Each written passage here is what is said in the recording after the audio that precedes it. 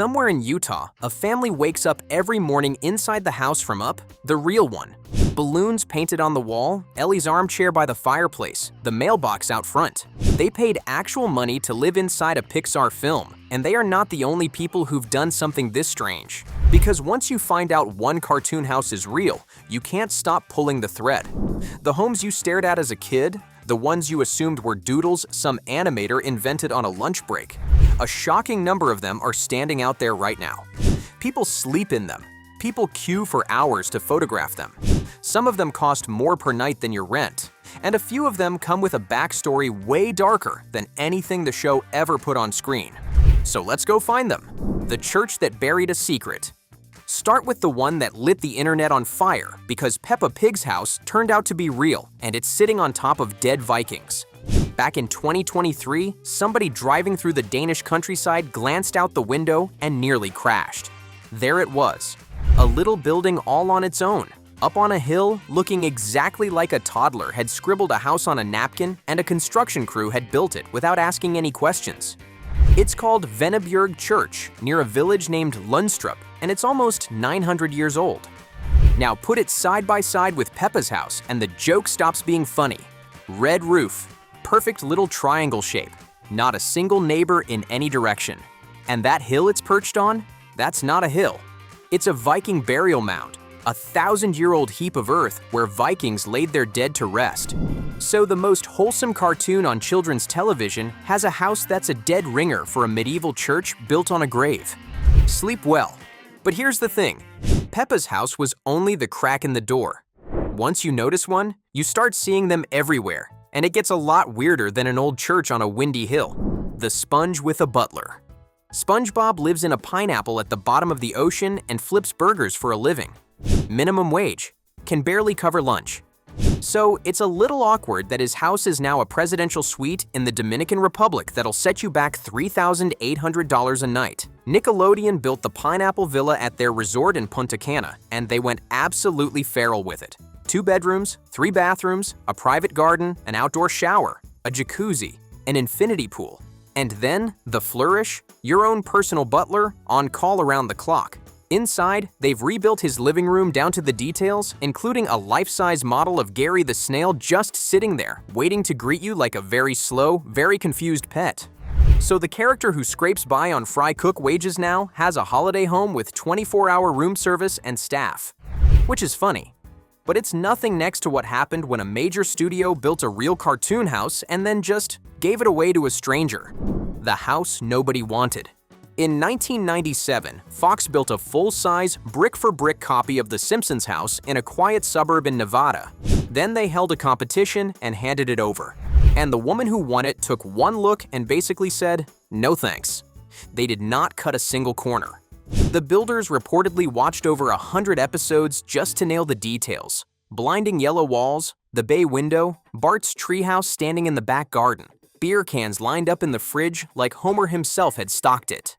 Matt Groening turned up in person and scrawled Homer's name into the wet cement out front. More than 30,000 people queued up just to walk through it. Then Barbara Howard, a 63-year-old retiree from Kentucky, won the whole thing. And she looked at her prize and took the $75,000 in cash instead. Which sounds insane until you find out what she'd actually be moving into. There was no downstairs toilet. Every single wall was a different color. One bedroom had a lavender ceiling, pink skirting boards, and 4 separate shades on the walls, which one person described as living inside a Crayola box. And then the neighbors got involved. The local association was furious that a cartoon house was, in their words, dragging down the tone of the street, and they demanded it be repainted right away. So the place just sat there, empty. Fans broke in and stole the furniture. In the end, it got painted a boring beige, stripped of anything remotely fun, and quietly sold as an ordinary house. Which means somewhere in Nevada, there's a family living inside Springfield this very minute, and there's a decent chance they have no idea. $10 for a cartoon. While SpongeBob's Pineapple runs you nearly $4,000 a night, Bluey's house once went for $10. In 2022, Airbnb built a full-size version of the Healer family home on a leafy street in Brisbane and listed it for a single weekend. 2 nights, $20 total for an entire cartoon house. And they nailed it. The red letterbox is there, the bone-shaped chimney, the bay window. Inside, you've got Bluey and Bingo's bedroom with the watermelon rug, the playroom absolutely buried in toys from the show, and a back garden with a trampoline and a barbecue ready to go. They even sweetened it with a behind-the-scenes tour of the studio where the show gets made, a Chinese takeaway in the garden, and an afternoon spent decorating the famous duck cake. The catch? One family, one weekend, Australians only, which made it, without exaggeration, probably the most brutally competitive Airbnb booking that has ever existed. Now, most of these were built to look like the cartoon.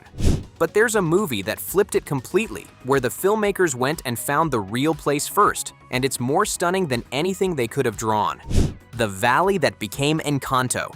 Before Encanto ever existed, the directors and the songwriter did something people only fantasize about. They took a 2-week road trip across Colombia, and somewhere in the middle of it, they stumbled into a valley full of palm trees so ridiculously, impossibly tall that they stopped and said, "Right, this is where the madrigals live." The valley is real. It's called Valle de Cocora, near a little town named Salento, and those towering trees looming over the madrigal house are the Quindio wax palm. It's Colombia's national tree, and it's the tallest palm on the planet, stretching up to 200 feet. Standing under them genuinely doesn't look real. The town in the film, though, is a bit of a Frankenstein. The cobbled streets and sandstone buildings come from Barichara, a place one of the directors described as a town lost in time. The colorful balconies and shutters were borrowed from Salento and the coffee region. The layout of the casita's courtyard is lifted straight from traditional Colombian homes. So Encanto isn't set in one specific place, and yet somehow it's set in all of them at once. And the best part? A ticket to walk beneath those giant palms starts at around $4, making it the cheapest way on earth to stand inside a Disney movie without queuing for a single thing. But not every town is happy about being turned into a cartoon backdrop. One of them fought back. The village that was never in the movie. Tucked into the Austrian Alps is a village called Hallstatt. Fewer than 800 people live there. On a busy day, it gets up to 10,000 tourists.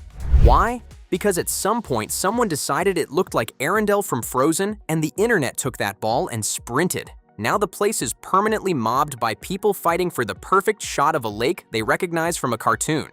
And the locals have completely lost patience. In 2023, they actually put up wooden fences specifically to block the famous view, purely to stop the endless stream of selfie takers. The fences came down after everyone online threw a fit about it, which honestly tells you everything you need to know about who's really in charge there. Then, around 100 residents blocked the main tunnel into town, holding signs that read things like, "Everything for tourists, nothing for us." And here's the punchline. Frozen wasn't based on Hallstatt at all. The film's art director has said flat out that they went to Norway and Canada for their research, not Austria, not this village. The whole connection is a rumor that spiraled out of control. Oh, and it gets better. A Chinese company got so obsessed with the place that in 2012, they built a full-size replica of the entire village down in Guangdong province. Reported cost? Around $940 million. So someone spent nearly $1 billion copying a village that's famous for a film it was never actually in. Somebody actually moved in. Most of these cartoon houses get built, photographed to death, and then quietly turned back into normal homes. Carl and Ellie's house from Up did the exact opposite. Somebody moved in and stayed.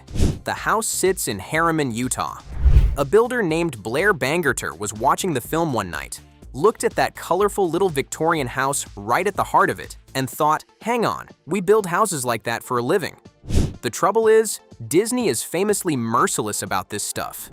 They once made a stonemason stop carving Winnie the Pooh onto a child's gravestone. So the odds of getting a yes were frankly terrible. But somehow, Bangerter's architectural drawings ended up on the desk of Pete Docter, the director of Up. And Docter was so moved that a total stranger wanted to build his film in real life that he personally pushed Disney to allow it. So they did. They built it exactly right. The white picket fence, the hand-painted mailbox, Carl and Ellie's armchairs, custom made to match, the mural of Paradise Falls hanging over the fireplace. Then 27,000 people paid $10 each just to wander through it. And one of those visitors was the Hamblin family, hardcore Disney fanatics who fell head over heels for the place and bought it. They still live there today, inside the house from Up, the tourist trap that got rescued. Deep in the Californian redwoods, there's a place called Confusion Hill. It's a wooden shack built on a deliberate slant where balls appear to roll uphill and people seem to grow and shrink depending on where they stand. It's been separating tourists from their cash since 1949, and it's the whole reason the Mystery Shack exists. Because that's exactly what Grunkle Stan's shack is in Gravity Falls, a rickety hut in the woods crammed with fake monsters, run by a man who charges you money to gawk at them. And when the show's creator, Alex Hirsch, finally visited Confusion Hill in the flesh, he found the whole thing genuinely unsettling. The made-up gags they'd invented for Stan's phony attraction were already there in real life, decades before the cartoon existed. They hadn't copied anything. They just guessed precisely how a cheap tourist trap would behave, and they'd nailed it. But here's the twist that ties it all up. In 2020, Confusion Hill nearly went bankrupt, so Hirsch and the fans set up a fundraiser and saved it. Which means a cartoon about a fake tourist trap ended up rescuing the real tourist trap it was based on. So which of these caught you off guard the most? The pineapple with a butler, the Simpsons house nobody wanted, or the family genuinely living inside Up? And are there any real cartoon places we missed? Drop them down in the comments, because I've got a feeling there are a lot more of these hiding out there than any of us realized.